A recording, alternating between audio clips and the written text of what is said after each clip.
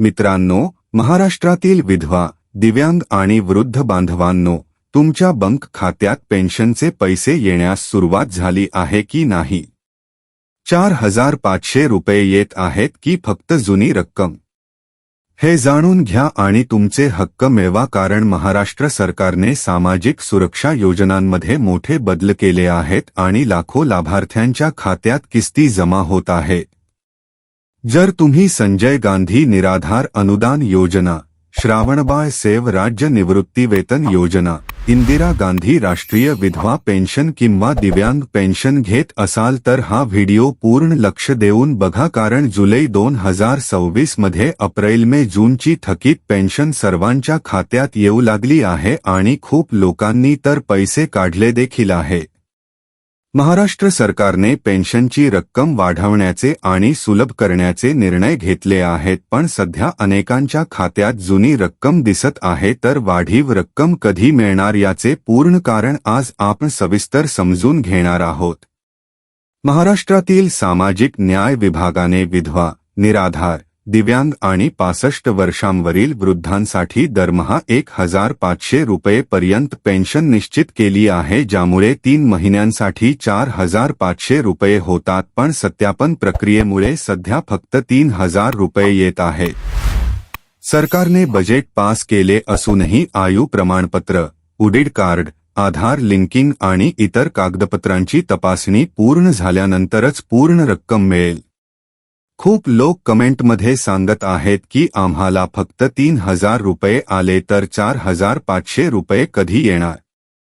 मित्रांनो, हे पूर्णपणे खरे आहे की सरकारने पेन्शन वाढवली आहे, पण फर्जी लाभार्थ्यांना रोखण्यासाठी, मृत व्यक्तींची नावे काढण्यासाठी, पुन्हा लग्न केलेल्या विधवांची तपासणी करण्यासाठी आणि दिव्यांगता प्रमाणपत्र तपासण्यासाठी सत्यापन सुरू आहे.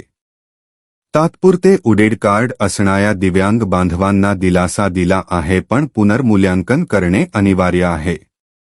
जुलै महिन्याच्या दुसऱ्या आठवड्यापासून पेन्शन येण्यास सुरुवात झाली आहे आणि 15 जुलैपर्यंत बहुतेक सर्व लाभार्थ्यांच्या खात्यात थकीत रक्कम जमा होईल. जर तुमच्या खात्यात अजून पैसे आले नाहीत तर तहसीलदार कार्यालय, समाज कल्याण विभाग किंवा जनसेवा केंद्रावर जाऊन KYC पूर्ण करा. आधार कार्ड, बँक पासबुक, आयु प्रमाणपत्र, विधवा प्रमाणपत्र, दिव्यांग प्रमाणपत्र आणि उत्पन्न दाखला हे सर्व कागदपत्रे तयार ठेवा. महाराष्ट्र सरकारने डिजिटल लाईफ सर्टिफिकेट सिस्टीम सुरू केली आहे, ज्यामुळे घरी बसून मोबाईलवर फेस ऑथेंटिकेशन करून पेन्शन चालू ठेवता येते. हे खूप सोपे आहे आणि वारंवार ऑफिसला जाण्याची गरज नाही. संजय गांधी निराधार अनुदान योजनेअंतर्गत विधवा आणि निराधारांना 1500 रुपये मासिक, श्रावणबाळ योजनेअंतर्गत वृद्धांना 1500 रुपये आणि दिव्यांगांसाठी विशेष सहाय्य दिले जाते. पण नवीन अर्जदार, उत्पन्न मर्यादा तपासणी आणि फर्जी केसेस काढण्यासाठी सरकारने वाढीव रक्कम सध्या रोखली आहे. सत्यापन पूर्ण झाल्यानंतर पुढील किस्तीमध्ये 4500 रुपये येणार आहेत. बिहार, उत्तर प्रदेशसारख्या इतर राज्यांप्रमाणे महाराष्ट्रातही राज्य सरकार आपल्या बजेटनुसार अतिरिक्त लाभ देत आहे. जर तुम्हाला 4500 रुपये आले असतील तर कमेंटमध्ये नक्की सांगा, आणि 3000 आले असतील तरीही तुमचा अनुभव शेअर करा, जेणेकरून इतरांना मदत होईल. मित्रांनो, पेन्शन ही गरजू लोकांसाठी आहे, त्यामुळे सर्व कागदपत्रे व्यवस्थित करा. NPCI मॅपिंग, आधार सीडिंग आणि बँक लिंकिंग तपासून घ्या, नाहीतर पेन्शन अडकू शकते. तहसील कार्यालय किंवा ग्राम पंचायत येथे संपर्क साधा आणि सर्व प्रक्रिया पूर्ण करा. महाराष्ट्र सरकारने पेन्शन योजनांना अधिक पारदर्शक आणि सोयीस्कर बनवले आहे. डिजिटल सिस्टीममुळे आता घरी बसूनही काम होईल.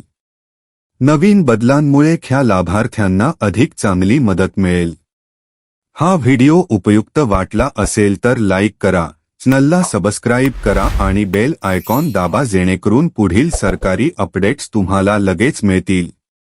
कमेंटमध्ये तुमच्या जिल्ह्यात पेन्शन कशी येत आहे ते सांगा आणि हा व्हिडिओ शेअर करा, जेणेकरून तुमच्या गावातील आजी आजोबा, विधवा बहिणी आणि दिव्यांग बांधवांनाही मदत होईल.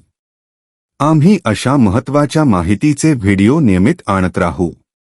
तुमची पेन्शन नियमित यावी, आरोग्य चांगले राहो आणि कुटुंब सुखी राहो अशी शुभेच्छा. जर काही शंका असेल तर कमेंट करा, आम्ही उत्तर देऊ. पेन्शनसाठी सर्व प्रक्रिया लवकरात लवकर पूर्ण करा आणि सरकारच्या योजनांचा पूर्ण लाभ घ्या. महाराष्ट्रातील लाखो लाभार्थ्यांसाठी ही माहिती खूप उपयोगी पडेल.